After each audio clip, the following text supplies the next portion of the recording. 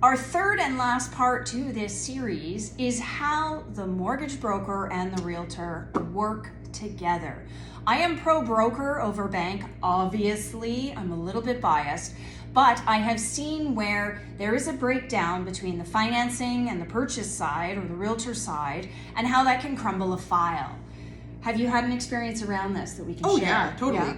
Yeah. So usually it's on the weekends in a busier market, and we're competing and we're writing against on a property that other buyers are writing on as well, and we need to come up and bid, meaning we're putting an offer in and we've upped our bid or our price that we're offering to about 5, 10,000, 20,000 more. But I don't know if my buyers can go over that. So I need to call up Katy quickly and say, hey, can we push the limit here? Yeah. Yes or no? Is there room or not? Things I would already know beforehand if I had a good communication with the mortgage broker, but say I didn't and I have to call them and it's the weekend, the bank's not open. And I've had this actually more than once and they weren't open, so I had to wait. Actually, the clients lost out on the property, to be frank, and that stings because they decided to work with someone who is working within the banking hours. That's my biggest thing I love. People say to me, they're like, Katy, you have a family, you have a life, like you don't want to be answering your phone on Sunday. And yes and no. If I know on Friday you're going to look at the property, your amazing realtor is going to say, they loved it, we're looking at placing an offer. If necessary, are you free Sunday at 1 p.m.? So again, allotting a time, but are you free to connect with them? Or if you back it up a bit, you'll also have an approval with a solid mortgage broker that says, here is your absolute line. But if strata fees are lower or if property taxes are lower, there might be this much wiggle room. So the client should already know if there is a little bit of wiggle room or not, but we can be available on the Sunday or have someone as available for you as a representative for us, say an assistant or another mortgage broker that works on our team. The bank is not going to be able to do that, or even if they are or happen to be open on a Sunday, branch open on a Sunday, they're gonna have a full appointment blocked all day long. So they're not gonna be answering their phone. They're gonna be sitting in front of clients who've already booked appointments with them.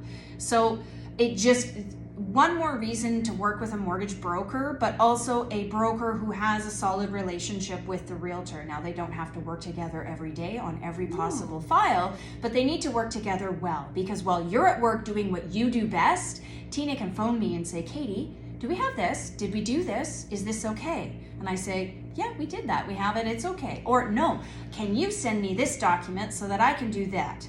Sure. Yeah.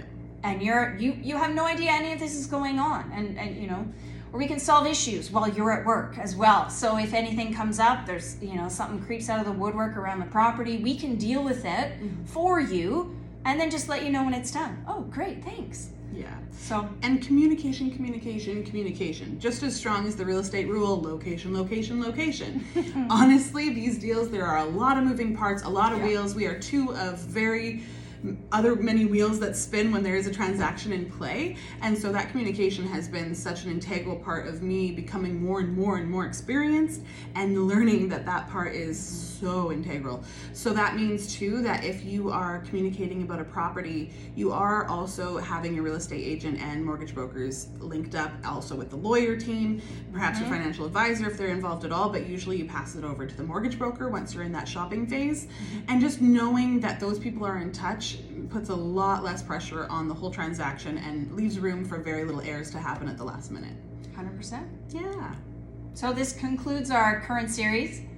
We hope that we've lit some fires under those 1/3 of non-homeowners who said they were never going to own a home. We hope we've decreased that number, and you're coming over to the real estate side. We challenge you to prove them wrong and purchase a home in your next 1 to 5 years. Absolutely, and don't hesitate to reach out to the professionals.